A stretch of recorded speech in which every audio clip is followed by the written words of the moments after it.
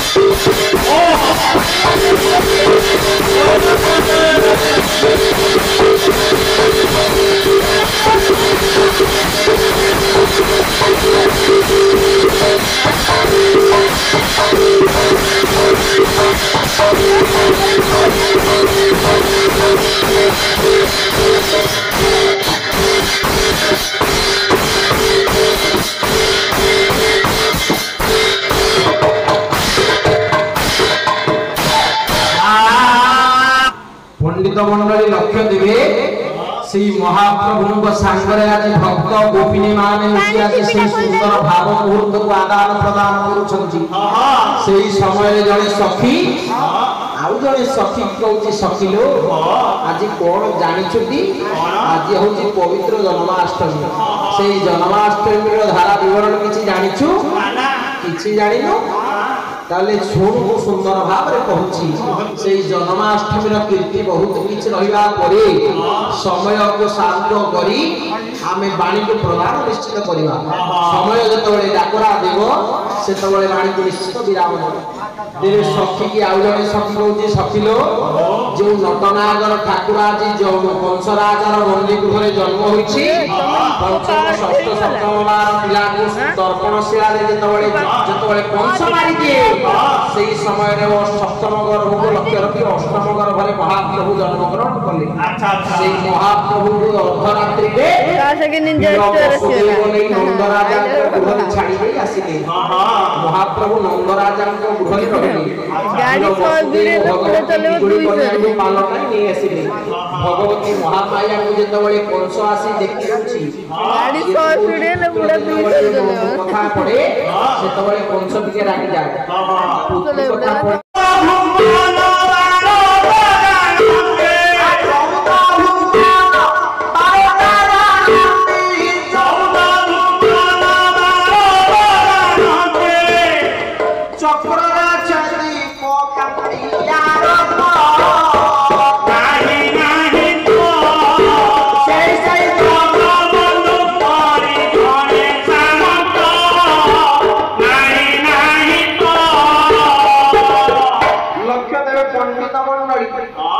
कवि सूर्य बलदेव रथ कहिले जगबंधु परि सामंताई तिनि भुवन मध्य रे केहि नाही सेही महाप्रभु करंती कोन एई चराचर जीव जगत मध्य पापी मान को विनाश करी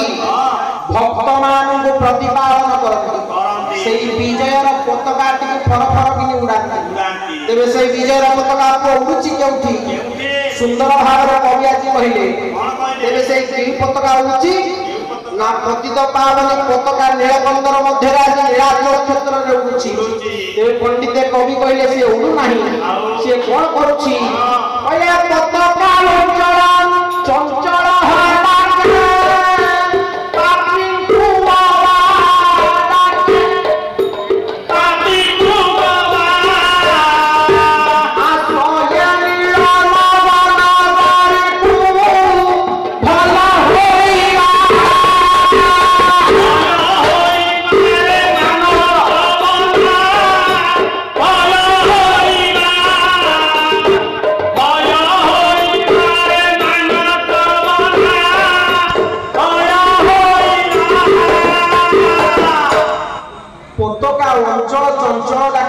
होला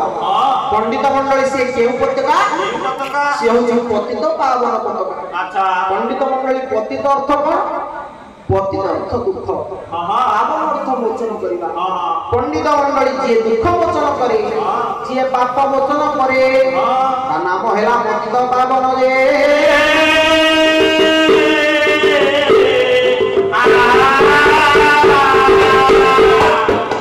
नीलाचल क्षेत्र रे महाप्रभु के भक्त कोकी ठाकुरे सेही नीलकंदर मध्य रे जे नीलाचल क्षेत्र मध्य रे जे पतित पावन पताका सेही दुख मोचन करूची सेही पाप मोचन करूची खाली आजि करू नै महाप्रभु ओडिया भागवत रे जगन्नाथ दास कोन कहिले जुगा जुगा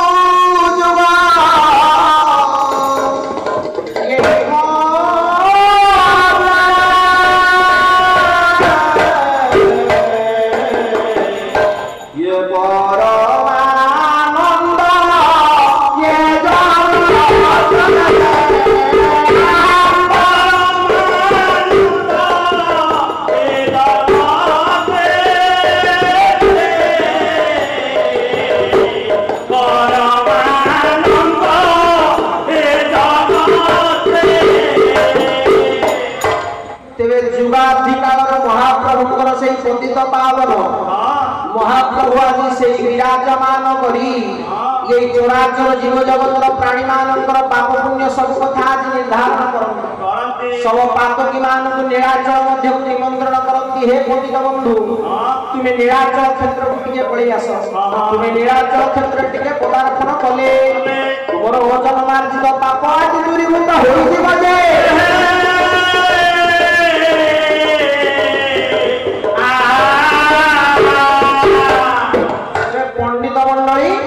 ସେଇ ପତିତ ପାବନ ପତାକା ଆଜି ଫର ଫର ହେଇ ଉଡ଼ିକି ମହାପ୍ରଭୁ କହିଲେ ଡାକୁଛି ଗାଡ଼ି କବିରାଜ କହିଲେ କବି କହିଲେ ସେ ଡାକୁଛି ସେ କେବେ ହେଲେ ଉଡ଼େ ନା ସେ ପତିତ ବନ୍ଧୁମାନଙ୍କୁ ନିମନ୍ତ୍ରଣ କରୁଛି ନୀଳାଚଳ କ୍ଷେତ୍ର ମଧ୍ୟକୁ ଆସ ଏ ପଣ୍ଡିତ ମଣ୍ଡଳୀ ଆଉ କଣ ହେଲା ରାଜୀବ ବନ୍ଧୁ ସକୃତ ରାକାଗାରୁ ପରମୁଖ ରାକାଗାରୁ ପରମୁଖ ରାକାଗାରୁ ପରମୁଖ ରାଜୀବ ବନ୍ଧୁ ସକୃତ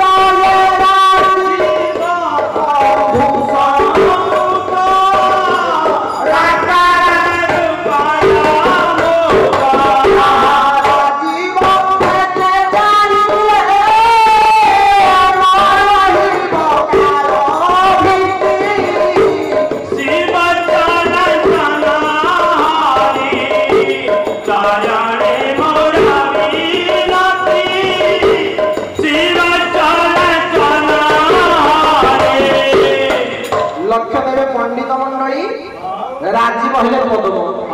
पदम को बंधु हेले सूर्य सूर्य को तनुज पुओ किए सूर्य को तनुज हेले जम अच्छा सेही कथा कवि कहले सेही महाप्रभु सेही सुंदर भाव रे कहउचंती सेही राकागार महाप्रभु मते टिके मुक्ति करम राजीव हेले पदम पदम को बंधु हेले सूर्य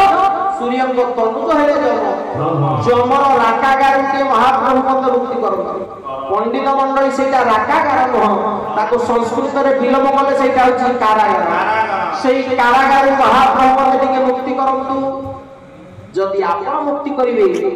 गोटिए मार्ग रे करिवे अच्छा आपण समस्त को गोटिए माध्यम रे आपण दान दियंतु